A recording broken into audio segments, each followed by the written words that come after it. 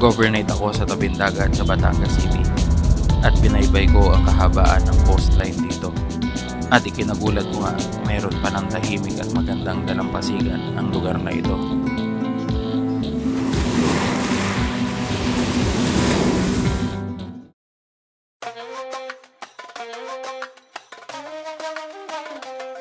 At ngayon, sa unang pagkakataon, makakabisita ako sa bayan ng Lobo. Bihira puntahan ng mga turista dahil sa hirap ng kalsada. Pero ngayon, ito daw ang beach camping capital sa Batangas. Madami nagpupunta dahil sa ganda ng lugar at mabatong dagat na meron dito.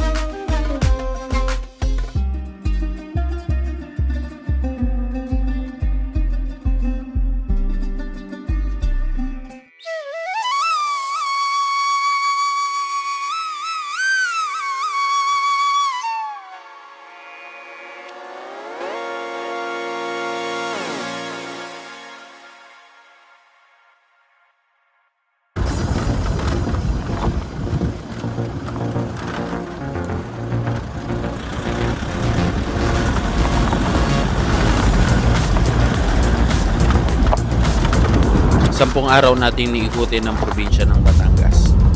Sa series na ito ay mapupuntahan natin halos lahat ng campsite at tourist attraction dito sa Batangas. Iba't ibang bayan kada araw at iba't ibang matutuklasan. Itong paglalakbay na ito ay hindi normal na travel adventure tulad ng iba. Maghahanap tayo ng camping site at makita ng personal ang mga bayan na hindi pa natin napupuntahan. Iikutin natin itong probinsya ng Batangas sa ibang pamamaraan.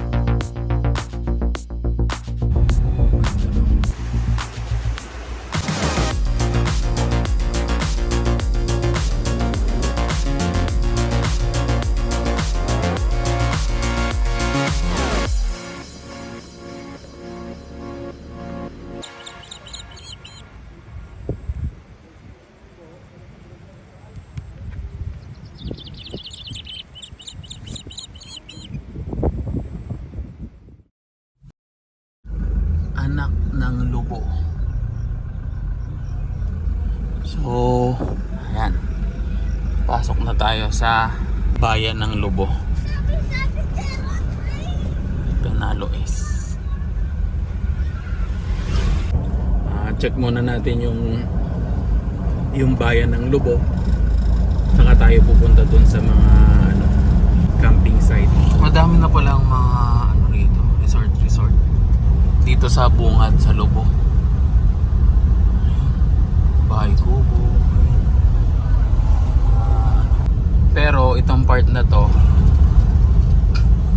hindi ito yung may camping grounds, camping site na beachfront. So ito yung mga resort.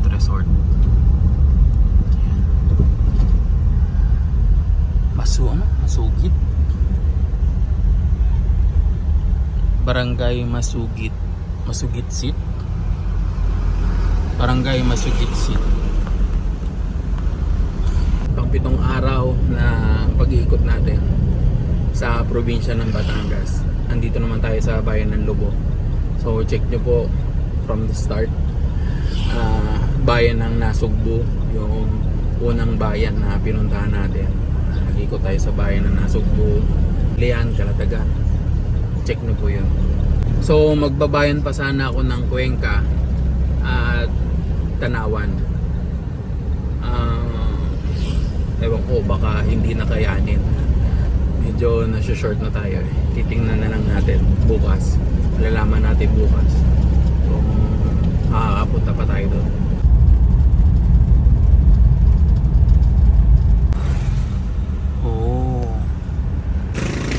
Ito ata yung munisipyo nila. Okay.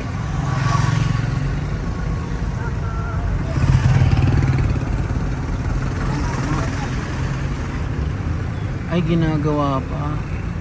Municipality of Lobo. Oh, ano kaya? Ganda.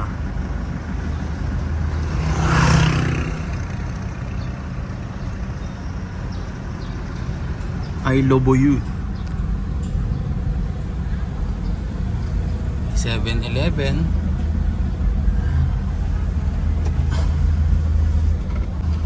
So itong daan na to pa Batangas City. Pabalik na ng Batangas City. Pero mahirap daw yung daan dyan. Matatarik. Tapos dito naman, yun, papunta ng yung mga camping site. Yung coastline pa ng Lobo. At pa San Juan. Bayan ng San Juan. Late lang tong bayan ng Lobo. Maiikot mo siya agad.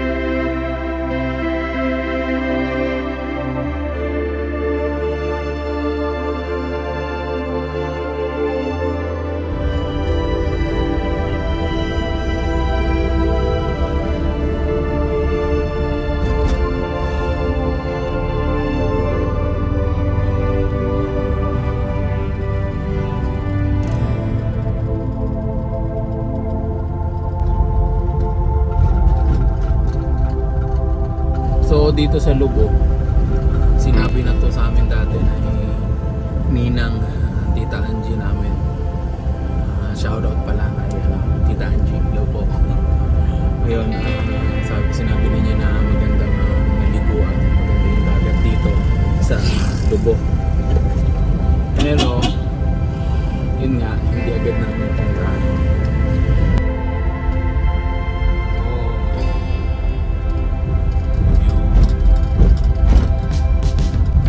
Dadaanan muna natin yung Malabrigo Lighthouse. Nandito na tayo sa Malabrigo, Barangay Malabrigo. Hotel. Ganito ang taas pa. Nasa may cliff siya banda.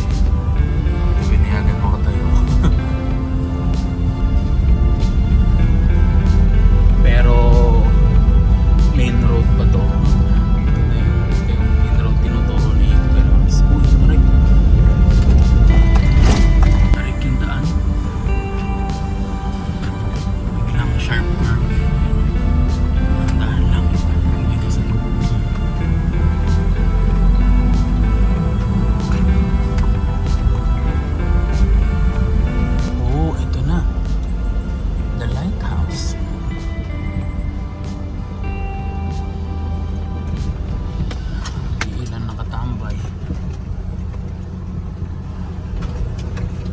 Lang natin dumaan kasi along the road naman siya, so palipad na tayo ng drone, silip lang.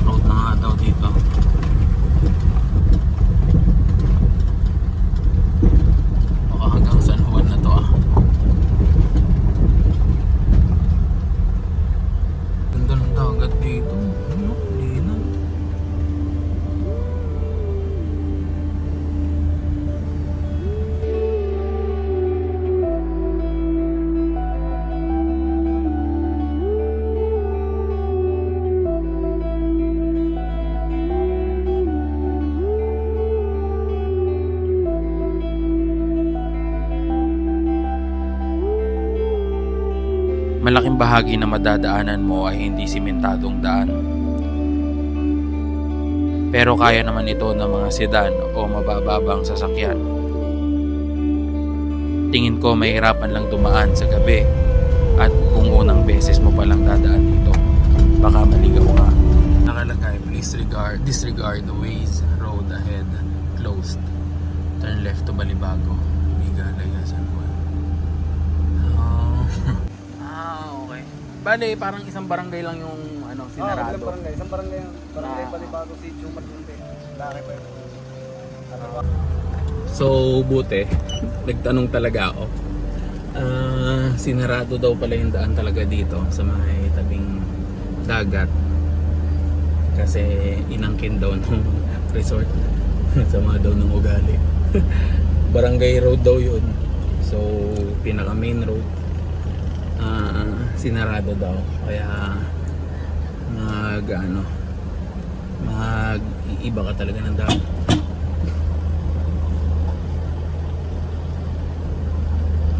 Yan, mga dadaan dito talagang pag gabi nadaan ka dito mahirap, lalo na first time mo, madilim pa tong lugar na to, nakabahan ka talaga. Tapos kakaliwa ka yung Unika Iha Beach Resort dito daw, iiwas lang daw dun sa resort na yun. Ilan ulit na walang kalsada.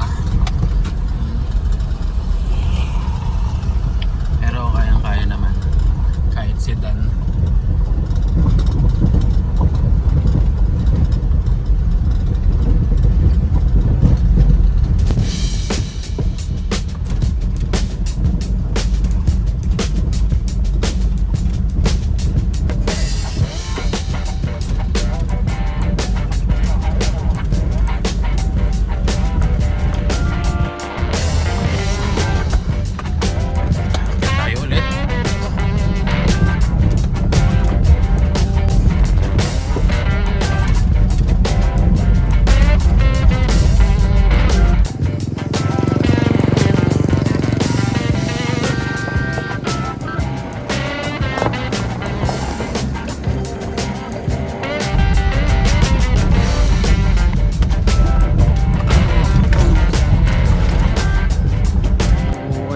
Ginawang kalsada na bago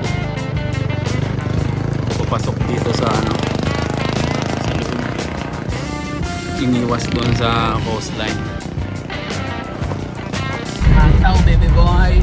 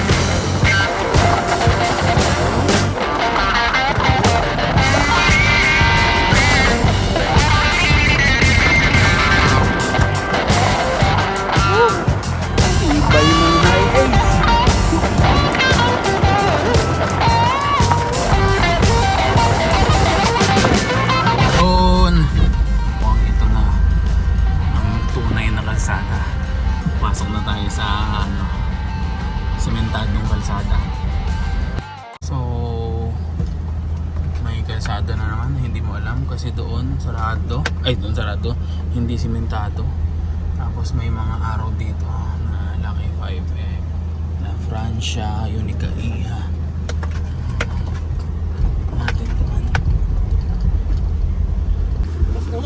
Dito daan, boss. Ano to, sarado?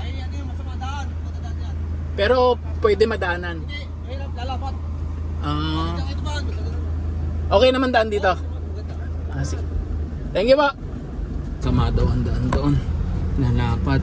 So, ito ang inyong guide. sa kalsada o sa coastal road ng Lobo.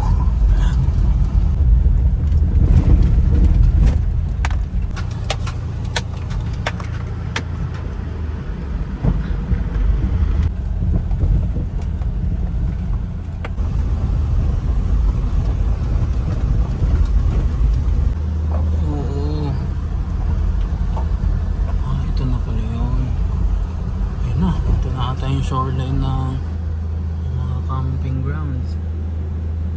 Yung Malagundi Point. Mga tao dito. Ito yung pinupuntahan ng ibang mga nagbablog-vlog. At yun, iba nga, pwede kang bumaba dito. So mababala ako dito. Dito lang tayo sa malilim. Ako. Pwede na sana dito mag-camp o libre lang. Hindi point.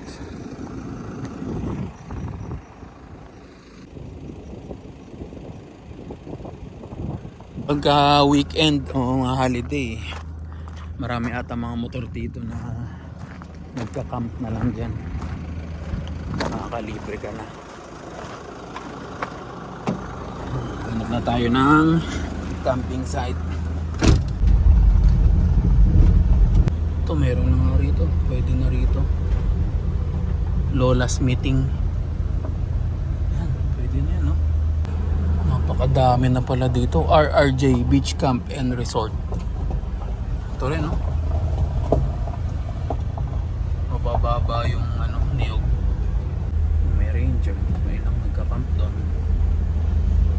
Ito ang Yonica Iha. Car camping, tent pitching. May kubo-kubo sa taas. Sa Iha Beach House po, meron po yung 5,000. Active naman yung Facebook page niya. Yes, 5,700 followers na po. Sige ba. Ito, Yonica Iha na trending. 500 ang car camp. Kapag sasakyan lang, walang mga awning. Tapos awning, may roof tent, 600. Tapos kapag tent nasa 200, pag palaki 300 hanggang 500 yung mga malalaki talaga. 50 ang charge sa motor. Tapos yun nga, tent pitching ka 200 pataas. Tapos 100 kada tao, may entrance pa, 100 kada tao. 7 years old pababa ng bata, 50 pesos. Yun, as message na lang sila.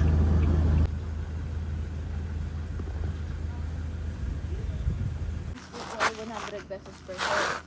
Tapos pag bumababa sa sasakyan for car camping, 500 pesos po.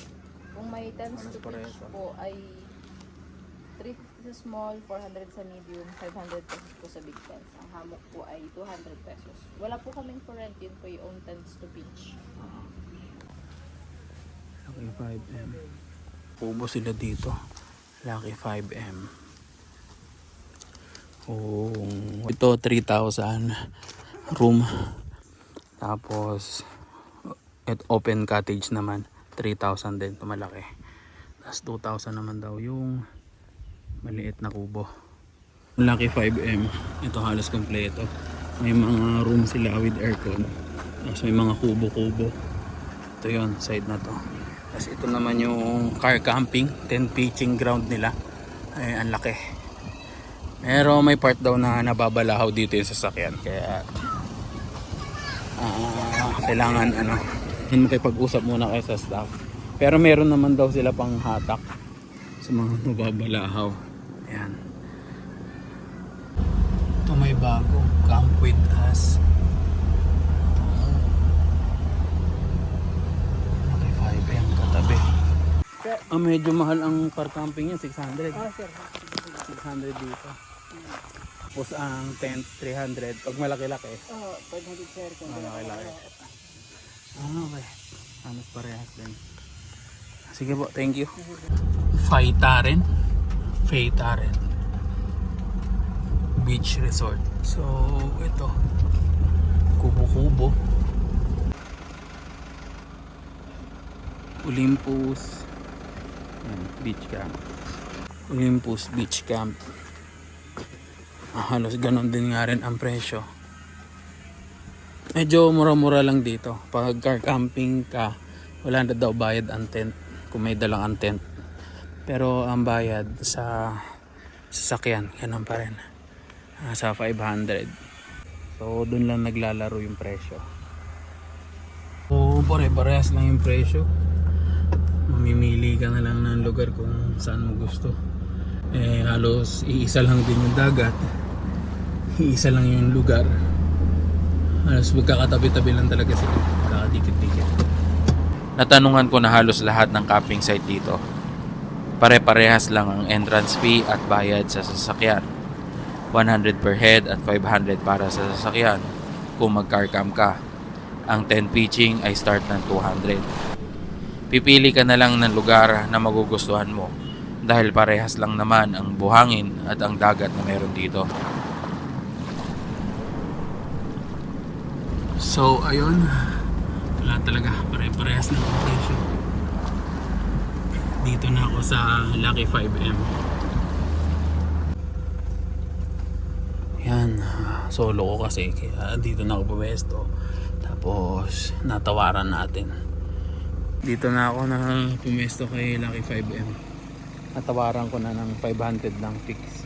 Kasama na yung entrance doon. Entrance saka car camp 500. Parang ang bigat sa akin ng 500 eh.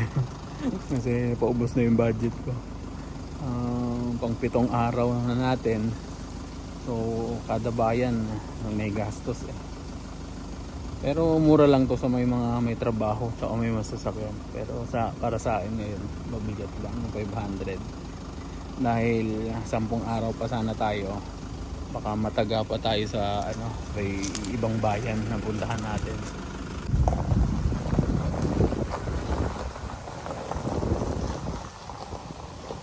Kasama na pala ako, mga dumating, 2 sasakyan. May sinet up ako na tent. So tent, tolda, ganun. So nahirapan ako. Sobrang laki kasi niya. Kaya nag-iisip ako sa owning. At gusto ko tent sana. Kasi nga ang purpose nito ay panglilim. Baga nakapark ako somewhere, anywhere. Tapos walang lilim. Kaya gusto ko yung tent para kasama na shade o nasisilungan yung sasakyan. Tapos konting extension siya dito para pwede kami sa ilalim. Kaso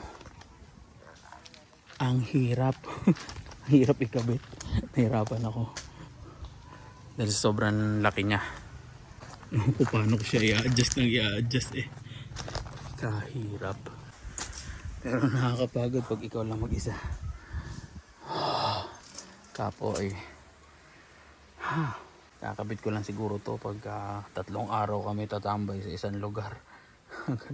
Pero yung kinabukasan, alis ka din. Pagod. Pag ayos pala, nakakapagod na.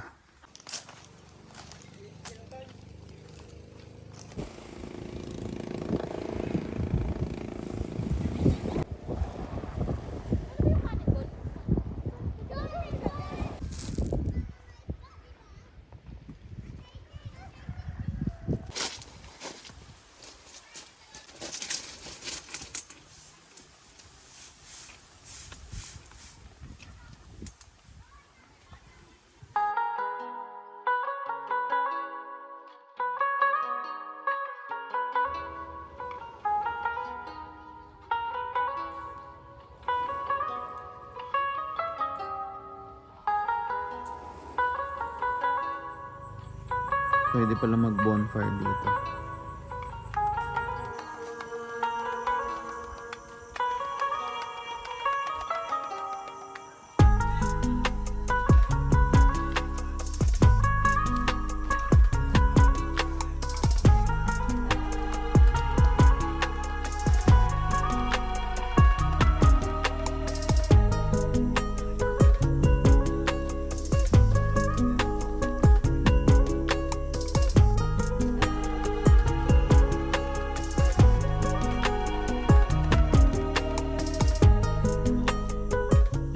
ito na yung setup ko. Yan. Ito ang pinaka full setup. Yan. Tutukan. Ito ang ating full setup. Sinipag mag setup. Yan. Pag sinipag mag setup, ganyan ang ating van. So once in a blue moon lang tayo sisipagin.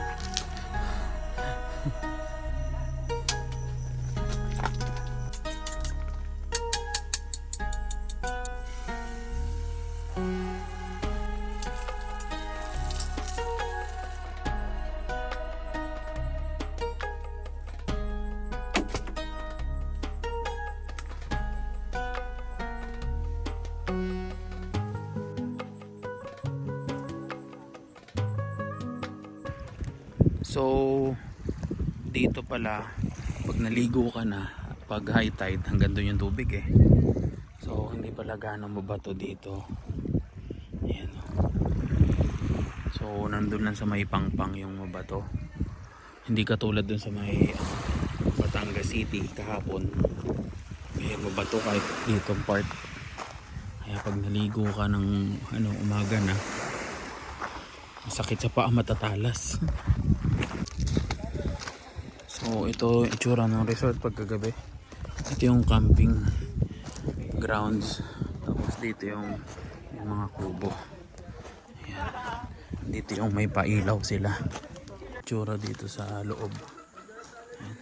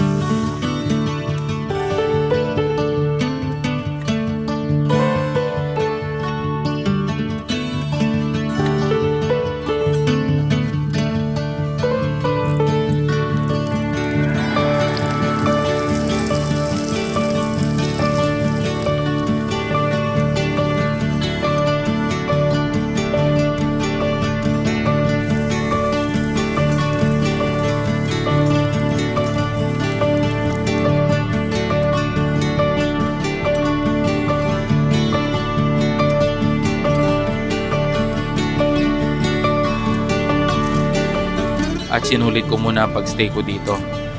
Dito na ako nagtanghalian dahil hindi ko pa sigurado kung may makikita akong mura na campsite sa bayan ng San Juan. Naligo muna at nagayak ng aking mga gamit. At kailangan ko din i-charge ang aking power station.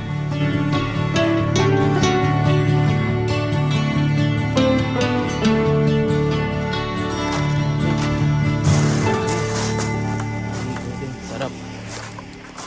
So, mas maganda yung dagat dito kaysa doon sa kahapon sa Batangas City. Malinaw. Malinaw talaga. Promise. Saka yung mabato, dito lang sa Pangpang. Pagdating mo dun sa unahan, sa ilalim, medyo mabuhangin na. Kaya hindi ka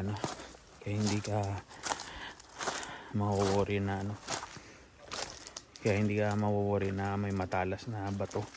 Linaw siya, malinis, legit na dagat. Sarap maligo. Okay pala to pagdating sa dagat. Panalo. Yun nga lang, mabato yung Pangpang. Pero okay din. Isang advantage nito, hindi laging mabuhangin yung paa mo. Hindi laging may nakadikit na buhangin dun sa mga gamit mo.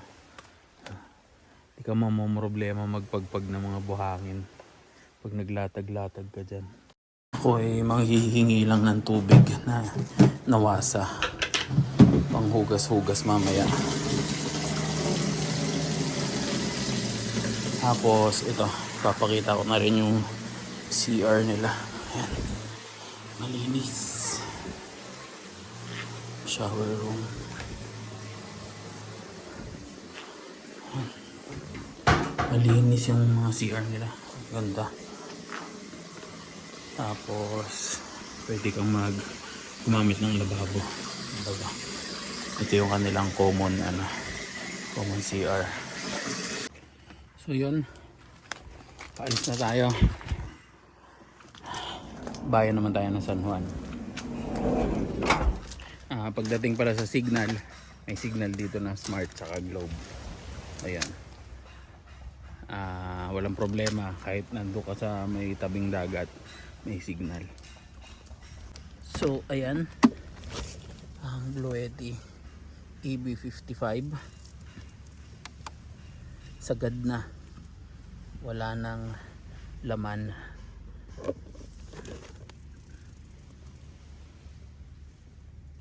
Gamit ko siya ng 8 days, pang 8 days ngayon. Kanina ay kagabi lang totally naubos na sagad ko. Tinransfer ko doon sa isang malaking power bank ko para habang charge ko siya. So may lumalabas pala na red bar indication ata yan na kailangan mo nang i-charge.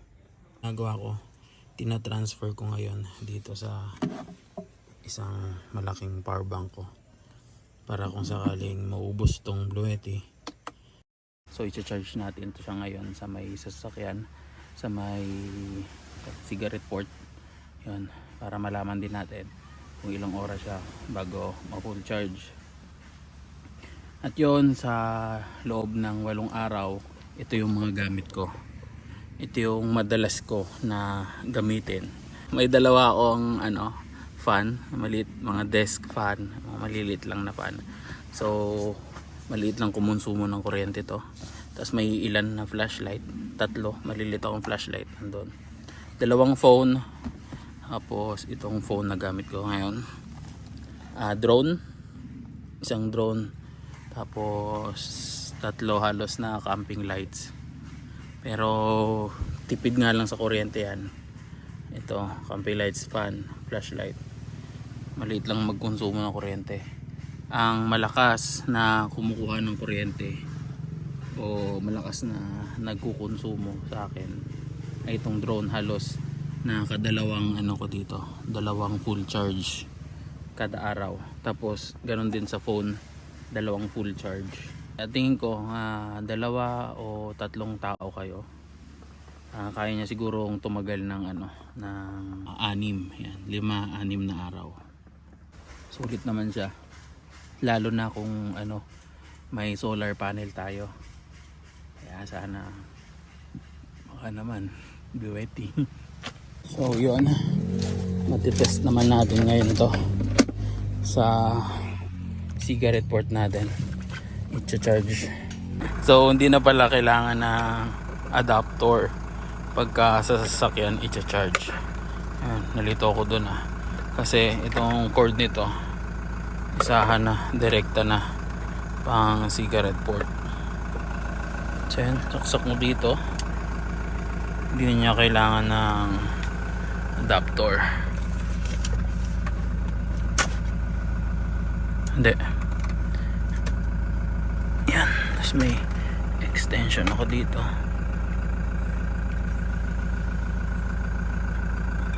Yun. Charge.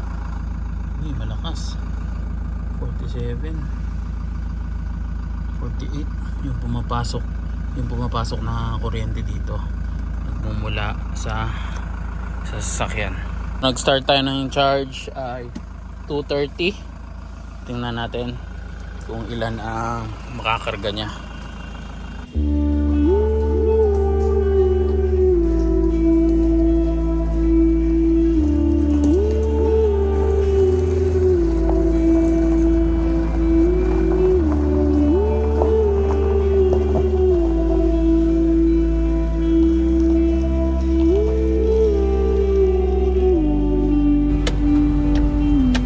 First time ko nga dito sa Lobo. Talagang nag-enjoy naman ako. Isa to sa mga babalikan din natin.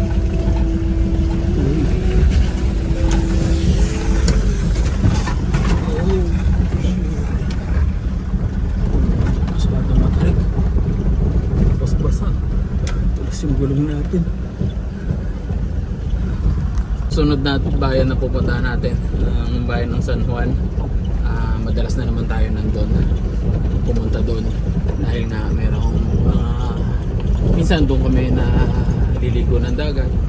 So yun, ito ay pang 8 araw na ng aking pag-iikot sa probinsya ng Batangas. Ngayon nyo pa lang na-check yung channel ko, ngayon pa lang kayo nakapanood. Check nyo po yung una, day 1 na Nasugbu, bayan ng Nasugbu.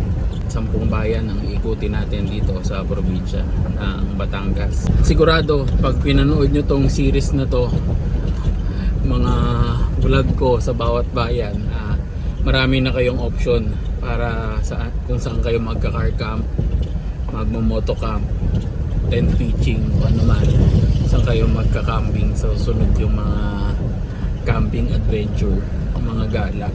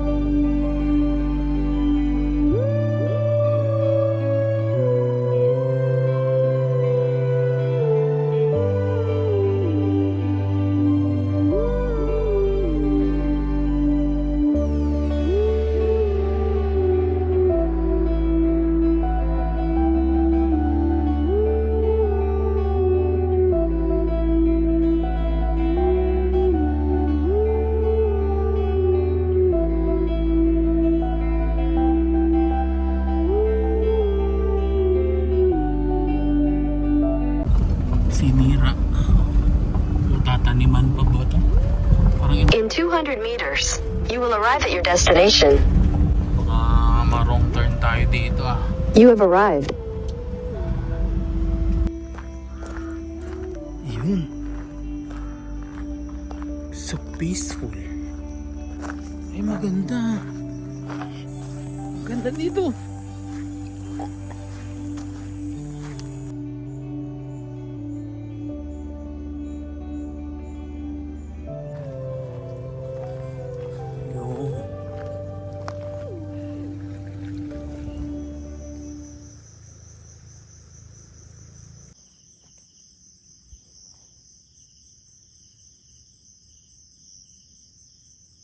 Keep hustling